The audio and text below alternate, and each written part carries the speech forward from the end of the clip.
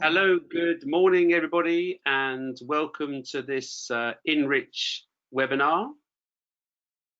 I think we've got some people joining us from Europe and maybe also a couple of people from China. And we're going to start very, very shortly. My name is Robert Sanders, and I work for EBN, and we are one of the partners in the ENRICH initiative, which is a Horizon 2020 project. ENRICH stands for the European Network of Research, Innovation Centres and Hubs, and it is a 4-year Horizon 2020 project, essentially helping companies and researchers to forge international partnerships in China. And obviously travel, as we know, is difficult at the moment, but over the last few years, we've taken a number of companies and researchers to develop their international connections through research, business and innovation across many parts of China. And obviously we're hoping to go back as soon as we possibly can. And today we're joined by some very special people who are looking after some of the soft landing zones. And soft landing is an activity which is helping some companies in particular to fast track, if you will, their business innovation research partnerships with counterparts in China. So hopefully the technical aspects are working very well. So I can see we have Laura. Laura, perhaps just a quick introduction and say who you are and more particularly where you are today. Surely. Hello, everybody. Thank you so much for joining. My name is Laura, as Robert introduced me. I'm from TopView Group. I'm the international project manager. We are based in Beijing, our headquarters. We have also another branch in Hebei province and one in Germany as well. But as for myself, right now, I'm based from Beijing. And it's really a pleasure to be here today. Thank you, Laura. And on my left, I have Bart. Hi, Bart. Where are you today? Good morning or good afternoon to all of you. I'm from Belgium. I'm Belgian too, but I represent a company from Xi'an in the middle of China. I will introduce a little bit more later on, but unfortunately, indeed, I'm not able to travel, so I'm sending you my regards from Belgium. Great, thanks, Bart. So we have 3 speakers today. Unfortunately, our first speaker, Jingyao, couldn't join us. She has quite an important business meeting happening today, but she's very kindly sent a video which we're going to launch in a couple of seconds, which lasts about 5 minutes or so. And then we'll move on to the live presentations from Laura and Bart. And there'll be some time, of course, after that for your questions and answers. So fingers crossed, we should now launch the video and hear about the Fengtai 3D Printing Digital Innovation Center, which also is not so far from Beijing. I had the pleasure to visit myself, and enjoy the video, and we'll be back very shortly. Thank you.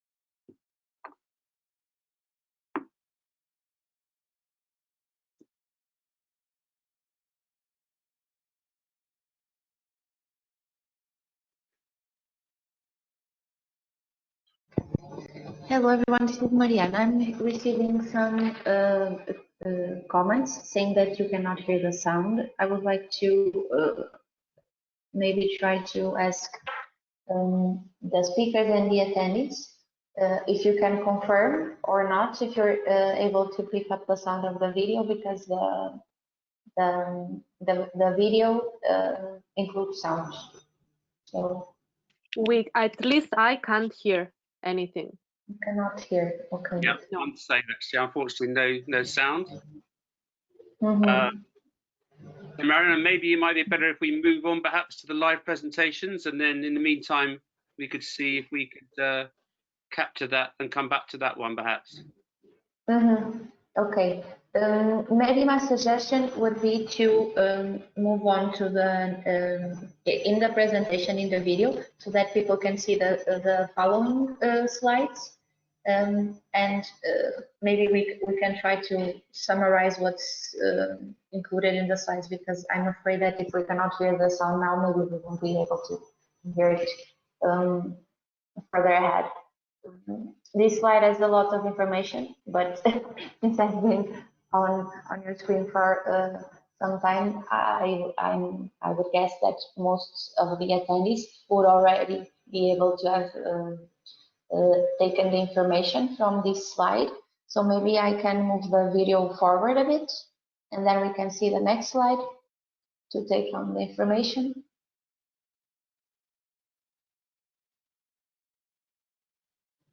So this is the following one regarding the global additive manufacturing competition. I think this is an event that's organized regularly. It already had an edition last year, and they are already promoting the edition of 2020. So here we have some summary information about this competition. Maybe it could be interesting for some of the companies that we have attending today. And here I can highlight that this third edition for 2020 includes a call to AM technologies with applications in aerospace, orthopedics, and cultural product design, which is provides a big range, covers a big range of research and production. So this is it. And then they provided the last slide with their contacts. The presentation was done by Ms. Qing Yao, but here the contact of Ms. Jing Ling. So if you want to know a bit more about the 3D Printing Innovation Center, which unfortunately we couldn't hear their presentation today, but you can check their website and contact Ms. Jing Lee if you'd like to receive more information. So Robert, I don't know if you have anything else to add. Maybe we can move on to our next presenter, Ms. Laura. Yeah, that would be great, Mariana. Of course, we are going to send round the presentations to the participants at the end. So certainly all the details are there about the 3D Printing Innovation Center, which I know is a very focused initiative, obviously in that particular field. And they do have quite a lot of support and also some incentives to assist companies even on the funding side, who would like to go into China in that particular sector. So apologies that we couldn't get the sound there, but Laura, we have sound with Laura, which is great. Yes, we do. Presentation, Laura, and look forward to hearing more about TopView and what you offer for European clients. Thank you, Laura. Thank you. Thank you very much, Robert. So, well, first of all, going straight to the first slide I've prepared, I've tried to sum up, gather all main information in 3 slides. Then, of course, if you have any question, maybe there is some topic I haven't covered, I assume there is going to be, I'm sure there is going to be a Q&A session after, so you can feel free to ask me any clarification you might need. So TopView is a consulting company. TopView Group, as we have different branches, we are based, our headquarters, as I said, we're based in Beijing, capital of China. We have our our branch in Hebei province in the city of Shijiazhuang, which is around 1 hour by fast train from Beijing. And recently we also opened a German branch in Frankfurt. So TopView Consulting Group is a professional knowledge service company. We specialize in providing a different range of consulting services to European clients. Our main focus is Europe. We mainly work with European clients who are interested in finding business opportunities on the Chinese market, but they do not know exactly what is the best approach to use. TopView was founded in 1999, so it's more than 20 years that we are operative in the consulting field. We offer different types of services, which I've tried to sum up in 3 main categories. So TopView is, firstly, we are a leading international event management company. So we take care of event organization. I'm talking about large scale international events, mainly EU-China international events. For instance, B2B events, business matchmaking events, business and investment forums, conferences, seminars, webinars on a large scale. We are also an initiator of international cooperation projects, for instance, with our sister company, Beijing Software Enterprise Advisory Center, very long to say, so we call it BACAC. With BACAC, we have been actually the first private Chinese company to take part to EU-funded projects. Then we are also a professional advisor of market entry, and this is mainly the main service we're offering to all ENRICH clients. If you are looking to enter the Chinese market, maybe you want to enter China, or maybe you already have some business operations in China, but you want to expand your market. This is a service that we can offer, and I will give you more details about specific type of services that we can offer to ENRICH clients later.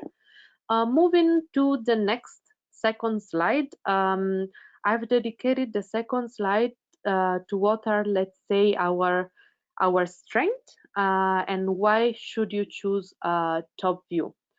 First of all, our first strength is the EU-China expertise. So we have more than 15 years of experience in EU-China cooperation projects. So TopView is, as we said, uniquely placed to facilitate collaborative efforts between China and European companies. This is what basically we have been doing since our foundation in 1999. So you have a guarantee that we, first of all, we know the difficulties that an European company might be going through when you enter the Chinese market, and we support you fully in any type of cooperation you are looking for in China. Our second strength is contacts and networking. TopView grants we grant all our clients access to different connections that we have. No matter the industry field that you belong to, TopView has a lot of connection on a governmental and non-governmental point of view in China. So we have the possibility to connect you to the best actors in the field you are looking for. And this is definitely something that is going to be an additional competitive advantage, because especially if you don't have anything settled in China yet, it is very useful to have governmental support as well, because it opens many doors in China. And especially like this, you can be straightly connected to the best Chinese counterpart potential business partners on the field. The third why top view? The third reason is that we offer consulting that is 100% customized. So you can choose among a different range of services, and basically we will customize, we will tailor-made everything according to your needs, because we know that every company might have different expectations on the Chinese market. Every company has also a different starting situation. So every service we offer is 100% tailor-made, whether it's a market entry strategy report or anything else you might need, we will tailor-make it for you. Then another strength is the fact that we have an international team. TopView has around 15 employees that are based, as I said, in 3 different locations. We have both Chinese and European staff. This enables you to, let's say, be safe that there is a side that can fully understand as a European company what are your priorities on the Chinese market, what are your expectations, and there is also Chinese staff that is able to connect with the Chinese counterpart on your behalf. Moving to the last slide, I have listed the main services in specific that we offer to all ENRICH clients as soft landing zone. Of course, as you can see also from the presentation, I have tried to list just the main one that came to our mind, also according to previous requests. But then, of course, other services that are all within the business facilitation and consulting support field, they are also available. So it really depends on the request of the client. So first of all, we offer China market entry researches, feasibility studies, and so on. So if you're looking for, you're looking forward to enter the Chinese market, you don't know what is the best way to follow, what is the best approach to use, we can provide you with the full market entry report, which is going to be, as I said, 100% tailor-made according to what you're looking for in the Chinese market. And this is going to be your starting point while entering the Chinese market. Usually, most of our clients that say that the China market entry strategy research is just the first step. So we do not end up there. Once the report has been drafted, then we will move forward if the client decides on the strategy according to the result of the report. Then we can also introduce you to Chinese key players from governmental side as well. We can introduce you to all the relevant potential partners in China that have been listed in the market report. We offer also full logistical support for follow-up business meetings with potential partners in China. For instance, if after you have done a market research, you have read the market research, you decide that your company wants to come to China to meet certain potential partners that we have listed in the research, we can organize fully, of course, the business trip for you logistically, so all the business meetings will be secured. And we also offer you, while you are in China, our full support as for translation, interpretation. We're going to be there during all meetings to make sure that the cultural barrier and the language barrier can be overcome. We also offer assistance if you have a technology transfer project as well. You're looking forward to let's say, sell your technology to China. We can help you to find the best potential partner, the best potential buyer. We also offer services of event organization that can help you to build market image and promote the business of your company. these events can be done, of course, in China. So we take care of inviting all the Chinese counterparts you might need and all the logistical organization as well. We can also give you more information about local funding schemes and their conditions for international cooperation, IPR briefings, finance briefing, visa support, assistance with import-export laws. These are just some things that came to my mind. But generally, what I would like to highlight, and then if you want to know more in the Q&A, we can discuss more, is that we offer a full consulting support. So it's not just about drafting a market research for you, telling you according to the current situation of the Chinese market, what is the best approach that your company could use to enter the market. For us, the market research is just the first step, really. After that, we will help you to meet this potential Chinese partner that you have agreed on meeting. And we will be with you and we will support you until you do not achieve the kind of cooperation you're looking for in China. I think Robert, I will end up here for now.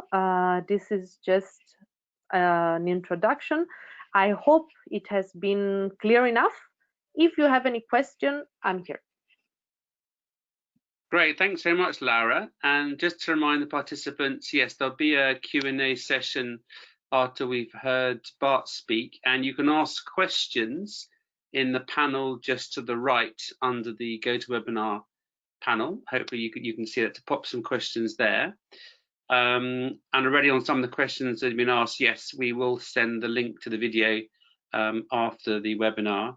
And Laura, just while waiting for Bart to pop up again, just wondering how things are going at the moment, of course, bearing in mind that there's no travel possible. How are you finding you're able to help companies, obviously on a more virtual basis at the moment? That's a very, very good question. Of course, it is certain type of services right now, because the traveling is not allowed, they have to be suspended. This, of course, is a situation we're all living in, and I think all companies are facing the same problems from this point of view. Let's say that what we're focusing on, and it's still available no matter the travel bans, is the preparation time. Because let's say that first, there is a time in which the European company prepares to come to China. So the part that prepares the coming to China, so for instance, all the study of the market, all the getting to know potential partners, this is something that can be done even though you cannot travel. So we can do that virtually, studying the market, starting to get to know all the potential, let's say the best options, until and even they can meet virtually through Skype, through WeChat. You know, we can work with what we have according to the situation. Great. Because China, no matter what, maybe we cannot travel yet, but still, of course, China, the economy is working already. So Chinese sites are actually interested. So until we wait for the bans, the traveling bans to be fully lifted, they are willing to work virtually as well. Okay. Great. Thanks for the moments, Laura. So I'd now like to invite Bart to perhaps take us virtually on a tour to Xi'an. Bart, I know you're still back in Belgium, but tell us about where you normally should be. Looking forward to hearing more. Thank you. Yes, thank you, Robert. So hello, everybody again. Yes, my name is Bart Horsten. I'm the co-founder and also general manager of Horsten International. So as you can already understand, the company name is also my family name. But this in fact goes way back to the 90s and even before that, because the company was set up by my father in 1996. Unfortunately, he is not with us any longer, but it is quite an interesting story, and that's also how we ended up in Xi'an, which I'm sure most of you or some of you may think, well, how did you end up there? So let me tell you a short story. It goes back to when my father came to China for the first time, working for a pharmaceutical company. This was in the late 70s, early 80s, so a long, long time ago. The company was part of Johnson & Johnson, and in fact, then after, well, many, many years of difficult traveling and communication and negotiation, this ended up in a very successful joint venture, which is still there today. One of the leading pharmaceutical joint ventures in China. It's called Xi'an Janssen. And so, as I said, part of Johnson & Johnson, the American multinational, but headed from the Belgian affiliate, and still today very successful and still based in Xi'an. And one of the reasons of the success was also because, of course, in those days, traveling to China was quite a challenge, but the fact that they were based in Xi'an was definitely also helping a lot, because they got a lot of support from the local government. And of course, they had good products and good marketing, but so this was definitely a key to success. And then when my father left his pharmaceutical company in the mid-90s, he was approached by a supplier from for this pharmaceutical company. So a company making pharmaceutical packaging, and they also had the opportunity now to set up a factory in China, supplying to their existing customer, but then based in China. So that's why they chose Xi'an as a location as well. And my father and myself, so starting from 96, 97, 98, we were involved in this project as well. And so today, this company is also based in Xi'an. It's a pharmaceutical packaging company supplying to this Xi'an Janssen joint venture and to basically most pharmaceutical companies, both domestic as well as foreign invested companies in China. So mainly focusing on the Chinese market. And this was in fact the beginning, the very, very beginning of what Horsten International is today. So we got involved in this project as a consultant. This was just my father and me. We then hired one of our Chinese colleagues. So it's one of the ladies you see there on the picture, Madame Lian. And she was then basically representing us from the Chinese side. We were building the factory there. And so then we got in touch with other companies, mostly small and medium-sized enterprises from Europe, and we started helping them as well. And this is where we are today. So we have the office in Xi'an, so starting with only one single person, and then gradually we extended and hired more people. And there you see now altogether we are 13. 3 of us, we are based in Belgium. So that's my 2 brothers and me on the top left there of the picture. And then all the others, so some European, but also mostly Chinese staff, all of them are based in the Xi'an office. And so our headquarters is still in Belgium. It's a small city near Antwerp, but most of the team is in Xi'an. The cooperation with ENRICH in China is starting only, well, about 1 year ago. So that's when we opened a small business center, which I'll show you some pictures afterwards. But basically, I just saw the presentation by Laura as well, and basically you could say that we are like sister companies or competitors or whatever you call it. We are also quite all round, and I think I see a similar story with Laura's presentation. I think the key to what we do is supplying services to small and medium-sized companies, and China is such a complicated country, and doing business in China is really, really not so easy. Therefore, I have nothing against lawyers or specialists in logistics or in marketing or in accounting or whatever, but the biggest challenge for many companies, especially small and medium-sized companies, going to China is that there's so many things happening and so many questions you have, so that if you're only focusing on the legal part, then of course, how do you find a partner, or how do you solve other problems? And so that's why I think it's not a coincidence that companies like TopView and my company and other partners of ENRICH in China also have these all-round service providing, because that's exactly where we, I think, are quite strong at, is this tailor-made service, and which I think probably then differentiates us a little bit is the fact that we are in Xi'an, which is indeed quite a special location.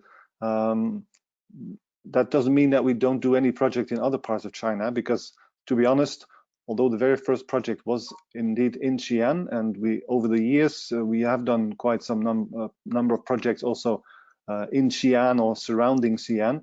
Basically, a lot of our projects are located in many other parts of China, so we only focus on China. But of course, we do have a specialization in more inland cities and inland regions, which I'm sure you know, especially in the last few years, has become really a key focus of also the Chinese government. And now also many foreign, but also domestic Chinese companies are looking at more inland locations, because although the major markets are still in eastern or coastal areas in China, more and more we see a lot of upcoming cities and regions in the middle of China where it's also very interesting to do business for small and medium-sized companies, and especially now with e-commerce and all the other communication and transportation infrastructure in China is getting more and more interesting to do business also in the inland of China.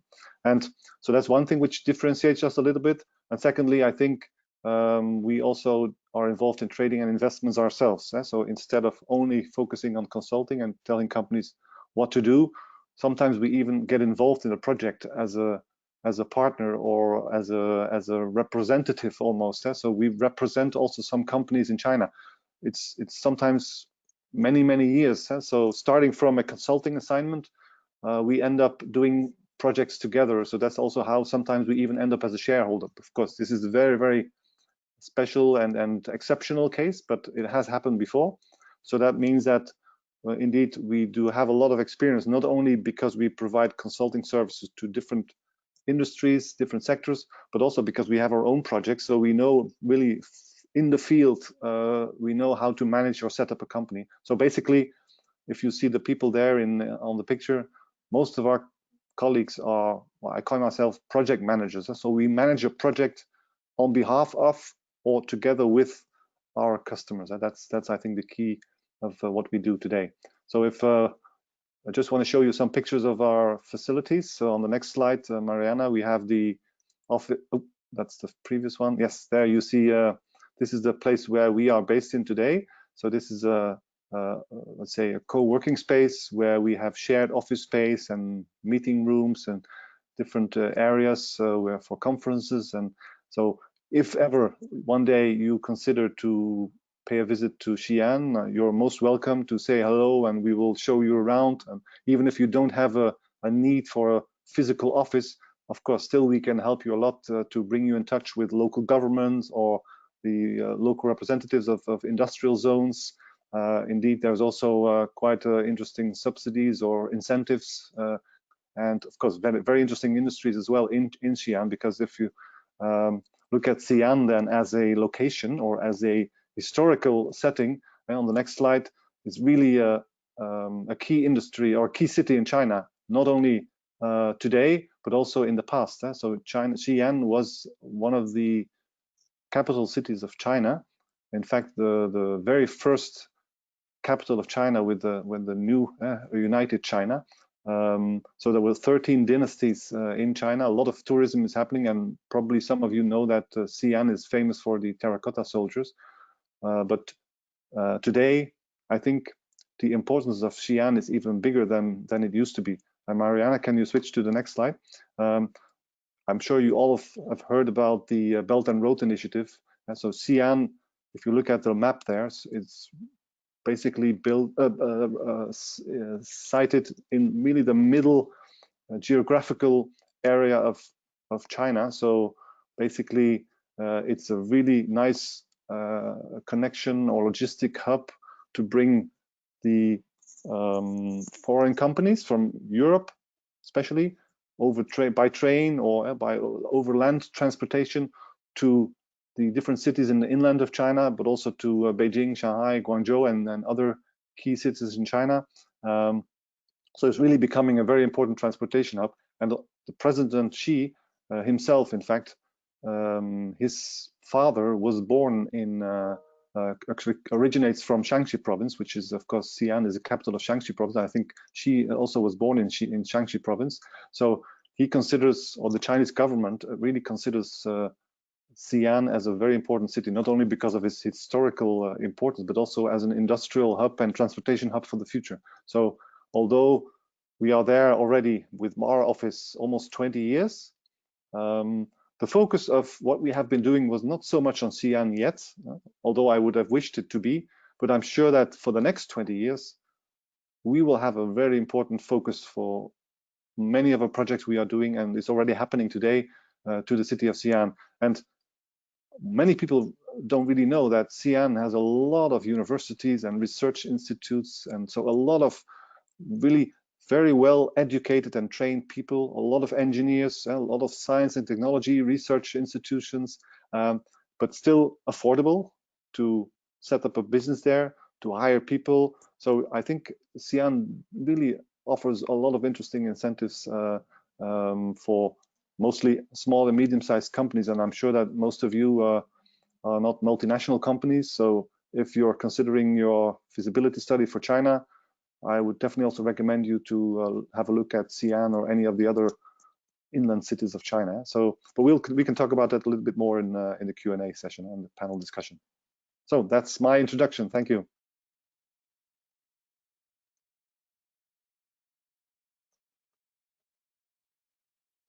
Thanks very much, Bart. And I'll ask Laura to come back on stage, as it were.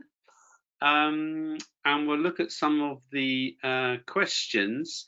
But first of all, Bart, Laura was saying that indeed, of course, some of the virtual business can still carry on, which is great. I was just wondering, Bart, in terms of the sort of current deal flow and inquiries from European companies, at the moment, has that seen a sort of a bit of a downward trend because of COVID-19, or is still interest high? How would you kind of rate the situation with general inquiries from European companies who are potentially looking at China right now? If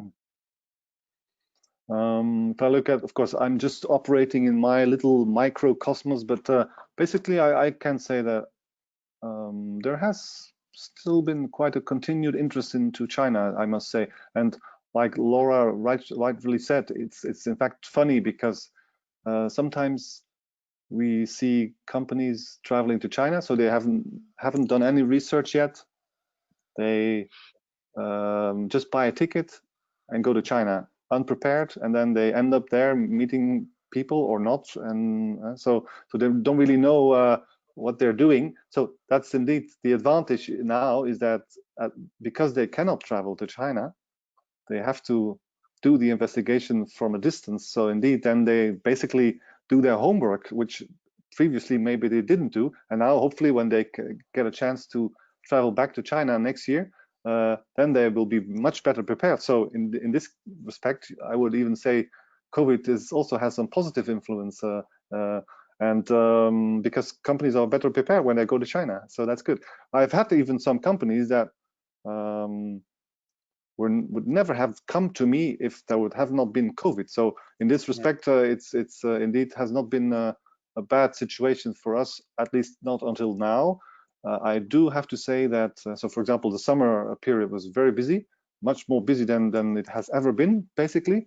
Nevertheless, of course, with COVID still really very intense in Europe, it's, of course, I get a little bit concerned that indeed maybe some companies now start postponing or putting on hold some projects. So we will see. But so far, I have not seen any downfall in new requests or new projects. Mm-hmm. We have a comment, more of a comment really, from Ferdinand. I think he's talking about perhaps a particular company which is called AICO, and we can certainly obviously pass on details afterwards. They're looking for possibilities in tech transfer from R&D, e-mobility, smart grid, and also e-health. And that was more of a comment rather than a question. We can certainly share that particular inquiry. And Laura, I think that you've been doing some market research for a couple of clients. Perhaps you could just tell us sort of what sort of sector and what are these clients typically looking for in some of the market research you're doing at the moment. That might be good to give some case examples. Okay, So, well, let's say that first of all, we do not restrict to specific industry fields. That's because TopView mainly works with governmental support. So generally, and this is a question that I'm always frequently asked by European companies, so it's good actually to share it here. They ask me, is there any field that your, let's say, your expertise is higher, we have more chances, you know, to get a proper partner. And actually for us, as we work with the government, and just to list few examples, our governmental support is mainly located in Hebei province, which is the reason why usually we will offer potential partners from Hebei province, because that's where all our connections are. I have a partnership, well, first of all, with the Zhongguancun municipality, first of all, then also with the investment promotion agency of Zhongguancun, which is the one in charge from a governmental point of view of all the investment. So generally, I would say that no matter the field you belong to, the industry field you belong to, we are able to connect you with Chinese counterparts that are looking for international cooperation. This is what I would say. I can say that recently we have had inquiries from the food sector, some others from pharmaceutical, medical field, but that's, I think, also more linked to the fact that Hebei province, in Hebei province, the pharmaceutical and medical fields are very, very developed in China. Like, for instance, the pharmaceutical field in Hebei is one of the most developed all over China. And we also have, I don't know if we have online maybe somebody that belongs to the health sector, but we do have an ongoing cooperation with the Hebei Pharmaceutical Association as well. So basically, we are connected to all the pharmaceutical companies all over Hebei, for instance, just to give an example. Thanks for that. And then a question perhaps for Bart. Obviously, you've had a lot of personal experience of setting up and settling down in China, obviously from a business perspective. And I was just wondering if you thought about the numbers of companies you've helped over the years. Are there one or two things that are very important for companies, or indeed researchers, but companies, to make it a success story in China? Are there things that kind of think, oh, I wish I'd known that before I came? Or from sort of anecdotes from companies, are there any things in particular that are very important to make? Because the Chinese market, as you know, is quite difficult to break into. So Bart, and then maybe Laura, you can pitch in as well. So Bart, just wondered if you had any sort of comments or tips or advice on that. Yes. Of course, this would lead us too far to go into much detail, because if you let me do that, I can talk for 2 hours about it. But if you, of course, and typically when you ask this question, you would get the answer, yes, it's about cultural differences, or it's about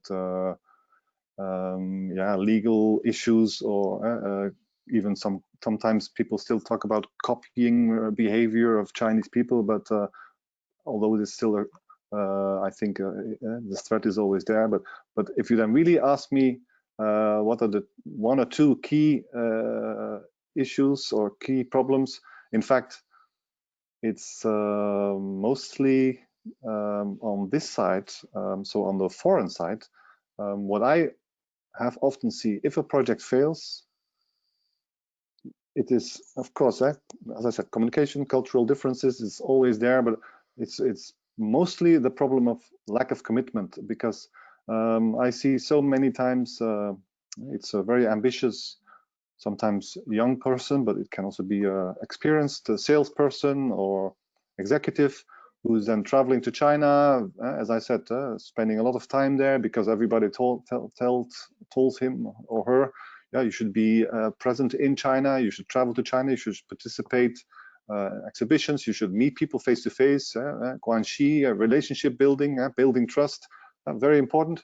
But then he or she will then travel back to Europe, of course, gets mixed up with all the other work, and then does not get the right support from the boss or the management of the company, and in the end, project will probably then take a little bit longer than expected, or the results are not coming fast enough, and then suddenly the interest is gone, or the management is not willing to invest any longer into China, and then the project is completely finished, and then all the work done by this ambitious, hard-working sales manager is gone. Or I've typically also have seen so many times visiting an exhibition in China, spending a lot of money because basically it's quite costly, and then no follow-up, or because Chinese people expect fast feedback, so then for weeks and weeks and weeks no follow-up, and then in the end no result from this expensive exhibition. So that's, I think, the key to many failures in China, is that we are not really committed enough. And I'm saying not only then the person managing the China project, but it's mostly also the company itself, and from top to bottom, the management of the company. You should really be committed. So don't do a China project just as one of the others. No, if you want to be successful in China, you really need to have a special strategy for China, even a special dedicated team, or at least one person who's really dedicated, and the commitment from the top management. I think that's the most important recommendation I would make to be successful in China. Thanks. Laura, perhaps you've got something you'd like to add? Well, first of all, I fully agree with what Bart said. This is something that is so true. Honestly, it's very, very true. Because let's say that at times, like, let's say that Chinese, when it comes to business, they are very concrete and pragmatic. So, I mean, if they're in, they're in. We don't need to stay there thinking about it, keep discussing. Like, they take action quite fast. And sometimes it's from the foreign point of view that, yes, you need to think it over. You come to China, you start having endless business meetings with tons of different Chinese companies, then you go back, and the Chinese side would be ready to proceed right away with a conclusion and let us move forward. But you have to go back for discussion, and the waiting causes the project to fail, because from the Chinese side they're not much willing to wait for a long time. They will just find somebody else, honestly. So I am just to chip in with what Bart just said. This is absolutely one of the main problem we encounter. Another problem that I would add is, at times, at least from Top View's experience, from the experience with our European companies that we've been helping, sometimes the concept of the business model, like there is a disagreement, let's say, in how the European side would want to go about it with the business model they have in mind, and the business model the Chinese have in mind. And sometimes I encounter it so many times, because I'm European, I'm Italian, but I work, and I've been working for a Chinese company for 6 years now. So and every time, even when talking to my boss, for instance, like you can see, like, the Chinese business models, the models that they see in business, sometimes they're considered from European point of view a little bit aggressive, let's say. Let us put it like that. So there is also one of the problems I have encountered within our experience with TopView and our clients is, at times, it is hard to mediate and find a business model that can suit both parts. Sometimes, like the Chinese side, they are more for options like merger and acquisitions, for instance, just to give some examples, or they want to set up a joint venture. And the European side is more, no, let us not go for the joint venture right away. Let us first maybe have a licensing of the technology. They want something that is softer and once the trust is built, then we can move forward to something that will involve you fully. But sometimes it happens that the Chinese side will not then see the profit in starting cooperating with you if they have first to have 3 years in which is just, let's say, a test to see if you are suitable as our seller on the Chinese market. And then after 3 years, if I say you're suitable, then we can make a joint venture and we can start, you are fully in the business. This at times for the Chinese side, then they will say, I don't see a profit. Why should I get involved? And that's the moment the project fails, because the two opinions, they fully collide. Mm-hmm. Okay, thank you. And a last question, which is a very difficult one. It's trying to look forward a little bit, because I, like a few people, I'm sure today, been in China quite a few times, and the speed of development in some markets is really quite breathtaking. And I was just wondering, from what you're sort of observing now, any sort of forecasts going forward in terms of sectors or opportunities for European companies that might be relevant, like next year, for example? Are there any kind of emerging trends you think, gosh, yes, if I was a European company in that sector or working on this sort of technology, I think that would be a really interesting one going forward? I know it's a hard question, but Bart first, have you got any thoughts or comments on that? Yeah, it's a hard question, but to be honest, actually the answer is not so difficult because what I would definitely recommend to you, all of you, is to take a look at the five-year plan of the Chinese government. It happens to be October soon, and so next, the day after tomorrow, they will have National Day holiday, but then I think mid-October, end of October, there will be the next party congress, and then they will decide on the next five-year plan. So this five-year plan is the tradition of the Communist Party, as you may know, that every 5 years they issue the key priorities, of course, not only for business and economy, but also for other areas like healthcare for everybody, social security, and development of the inland was one of the examples, but also industries. So basically, if you just read let's say the economic Bible of the Chinese government, then you will see for these and these and these industries, like indeed anything related to artificial intelligence, electric vehicles, clean tech or new materials, 5G is also one of them. So if you are in one of those industries which are listed in these five-year plan key priorities, then you're good, because then you will find partners, you will find money, subsidies in China, no problem. Of course, you need to find out what is the right business model for your company or for your business, but definitely it's good news.